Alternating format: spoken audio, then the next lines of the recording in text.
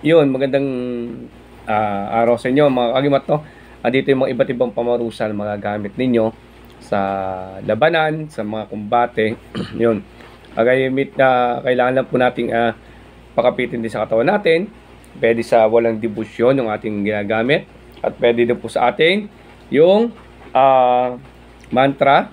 Nasa inyo po paano yung pakakapitin din po, no? Basta ganito lang po kagimat. Excuse me po. Kailangan lang po natin na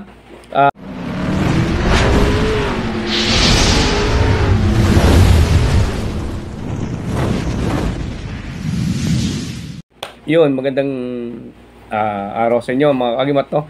Dito yung mga iba't ibang pamarusa na mga gamit ninyo sa labanan, sa mga kumbate. Yun. Gamit na kailangan lang po nating pakapitin din sa katawan natin. Pwede sa walang debusyon yung ating ginagamit.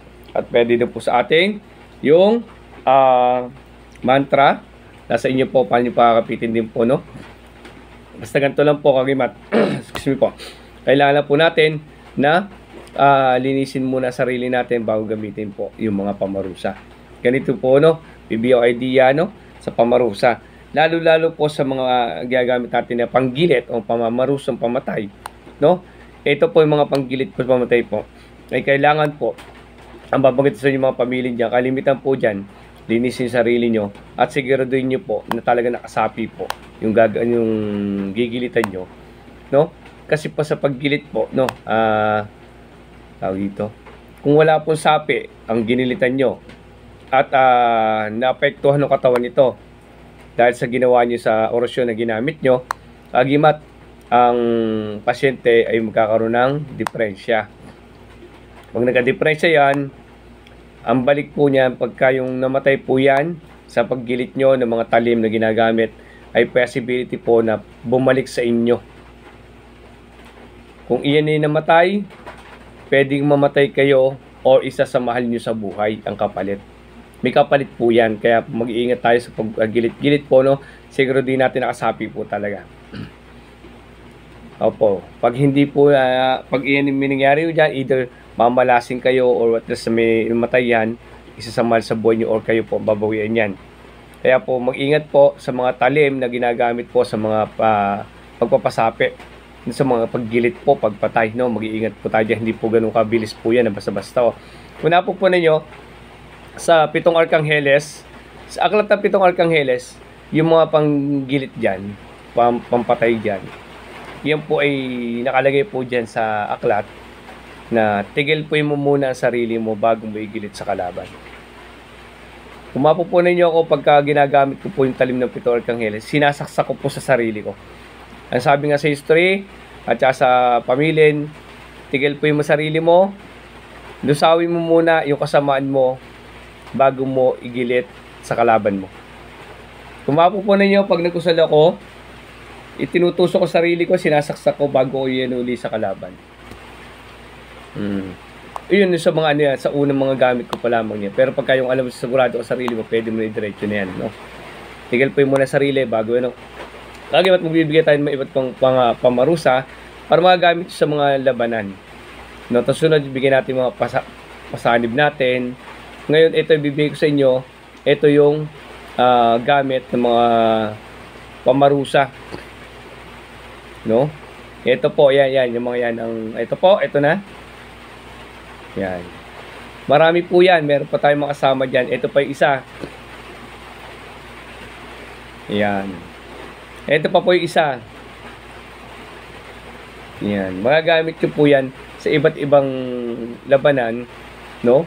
Kunin nyo dyan yung talagang maganda po niya masasaulo nyo. Tapos, mapakapit yung maigi. Sa una po mahina lang yan. Susunod, palakas ng palakas po yan. Inihi po yan. Kalimitan yung ano. Yung yung pambugan ng pangihip na gano'n. Pwede po si stick yan. Yung acid red rocks po, yun po pwede dito sa bunbunan. Tapos sinihipan po yan. Dito yung binubuga para mahilo din yung ano, pamarusa. Pwede po sa stick. Iniipit nyo po sa stick. Doon po ibinubuga.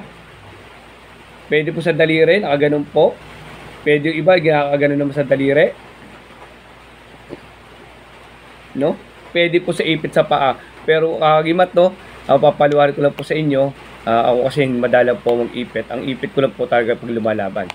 Ang hiling ko po sa ninyo, kung pwede, kung malakas lang po yung kalaban tsaka nyo ipita sa paa, hanggat pwede huwag nyo ipita sa paa, huwag nyo po ipita sa paa, no?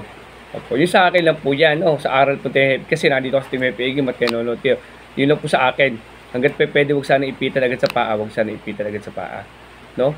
Pagka yung lumalaban lang po at malakas o hindi mabasag, sa part ng mga aganan po, minsan po akala nyo, pag malakas ang kalaban, minsan akala nyo hindi tumatalab. Ulit-ulitin nyo lang, ulit-ulitin nyo. Ito pa yung mga orasyon, no? Ulit-ulitin nyo lang, hanggang sa mabasag po yung ano niya. Hanggang mabasag po yung kanyang poder, yung bakod niya. Mabasag po yan. Mamaya papalaho din po yan.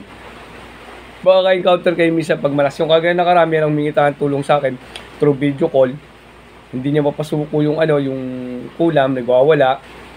Ngayon, tinatawanan siya. Sabi ko, sige.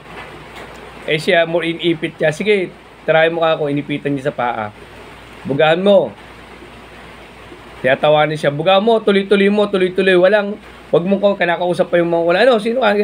Wag mo nakakausapin yan. Ituloy mo lamang yung buga sa paa. Nakaipit po Tuloy mo lang ako. Wag mong kausapin yan hanggang pumalahaw yan. Pumapalahaw na birahin para lalo madala. Opo, yung mga part ng binigay natin mga idea sa ating mga kasama na humingi ng tulong ng mga followers natin, no? May mga tumatawag po sa atin na through video call na mismo nagwawala, nag-aasa labanan sila, tumawag sa akin para humingi ng tulong po, no? Sa abot naman po ng ating kaalaman, ibinabahagi naman natin yung kanya pong no? Para makatulong sa kanya. Napasuko niya pa yung mangkukulam, no? Tapos sabi ko nga, binigay ko idea, ganun po. Pag malakas po, huwag nyo na kausapin, birahin nyo po, hanggang maubos po yung kanyang kakayahan. Hanggang sumuko po siya, no? Pag sumuko na, tsaka kung saan naman po makipag-usap na sa inyo, pag sobra na pong sakit ng ginagagawa nyo sa kanya. Yan, ito yung mga iba pang orasyon, mga gamit nyo. Yan, puro pamarusa po itong binabahagi natin. Pang-ipit, pambuga sa ulo, no? Kahit alin po dyan, pwede sa ulo, pwede sa ipit. Lahat po na ibibigay ko dito, lahat po yan nakikita nyo, ang binabahagi ko, yan po ay pwede sa ulo, pwede sa pang-ipit. Pwede sa daliri, pwede sa pang-ipit sa paa, pwede sa daliri pang-ipit, pwede sa ulo ibuga. Sa part ng ganun po, yung sample, kunyari meron kang dalawa dyan na perfect, no? So yan, mamili na lang kayo dyan kung anong mas komportable kayo. Yung isa po, iba meron sa stick, binubuga yung stick dito, yung isang kamay naman niya nandito, dalawa yung pinibira niya. Bira rito, bira sa ulo, bira dito, bira sa ulo, bira dito, para dalawa po yung panira niya. Yung po, buga dito, sa daliri, dito, buga sa ulo, dalawa po siya, nakaganon ka. Opo, para pag malakas ang kalaban, pero pag mahina naman po, dito niya lang binira, palaho na po yan. Pag malakas po, ganun po, bira dito, bira dito, bira dito, bira dito. Ito po. Yung mga part na ito pa yung mga natin, mga binibigyan natin mga orasyon pa po na magagamit nyo sa mga pamarusa. Yung ganun po, no? Okay, para dagdag na po, yan po yung dagdag idea po para po makatulong sa inyo. Yan po ay sa Team Happy Agimat, no? Ang akin po yung abot ng kaya ko lang po ang binibigay kong aral. Hindi ko binabahagi yung hindi ko po alam. Ayan po, no? Dagdag idea po yan para sa inyo po yung mga nakaabang sa atin na nagtatanong. Ayan po, no? Kagimat, no? Papalala ko, pwede kayo magtanong sa ating live. Huwag na po mag-PM kasi po hindi po ako nag-entertain ng tanungan sa PM. Ang tanungan po natin sa live po sa Facebook page po natin, parehas lang po ng name yan, Happy Agimat TV at Kagimat. Dito po yung aral natin. Tapos po, yung tanungan sa live po, tuwing gabi naman po, lagi naman tayo nag-live. Madalang po tayo hindi nag-live gagawin. Sa gabi, pwede po tayo magtanong doon about sa spiritual na mga katanungan. Maraming salamat na may makatulong sa inyo itong mga kunting kaalaman inyong Kagimat si Happy Agimat na mahilig sa Agimat, pero wala namang Agimat. Nasa puso, Anthony na Agimat.